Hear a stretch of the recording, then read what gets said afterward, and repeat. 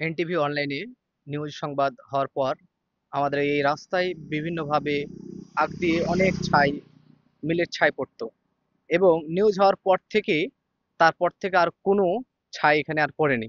এই জন্য আমরা সাধারণ মানুষ চলাচলে আমাদের আর কোনো বিঘ্ন হচ্ছে না। যখন আমরা এই রাস্তা দিয়ে চলাচল করতাম তখন আমাদের নাকে মুখে বিভিন্নভাবে ছাইয়ের কণাগুলো আমাদের নাকে মুখে ঢুকতো।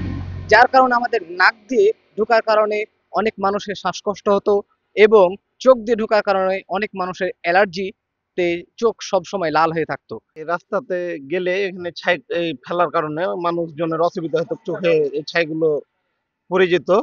তো এখন বৃষ্টির কারণে লেগাও ছাইটা চাপা পড়ে গেছে আর সরিয়ে নিয়েছে এখান থেকে, দিয়ে এখন যাতায়াতে কোনো আমাদের সমস্যা হয় না। এটা হোটেল নেওয়ার কারণে আমি এনটিভি কে ওই এলাকাবাসীর পক্ষ থেকে প্রকাশ জানাচ্ছি যে এটা আমাদের জন্য খুবই ভালো কাজ করেছে গ্রামবাসীর জন্য। আমাদের সমস্যা হইতো খুব, আমরা চালাতে পারতাম না গাড়ি টাড়ি, এখন আর ছাইটাই ফেলে না, আমরা খুব শান্তিতে আছি। ছিল ছাইটা দূরে সরিয়ে এলেছে, এটা সবার জন্য ভালো হয়েছে, ছাই গেলে যেন আর না ফেলা হয়।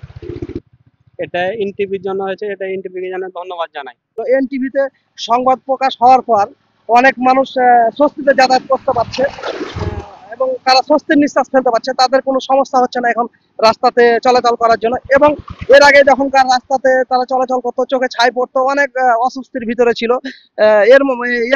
এর মধ্যে এনটিভি নিউজটি প্রকাশ করে এবং প্রকাশ করার পরেই কিন্তু তারা ছায়ের যে স্তূপটি এখান থেকে সরিয়ে নিয়েছে এবং জনগণ এখন স্বস্তিতে রাস্তাতে চলাচল করতে পারছে।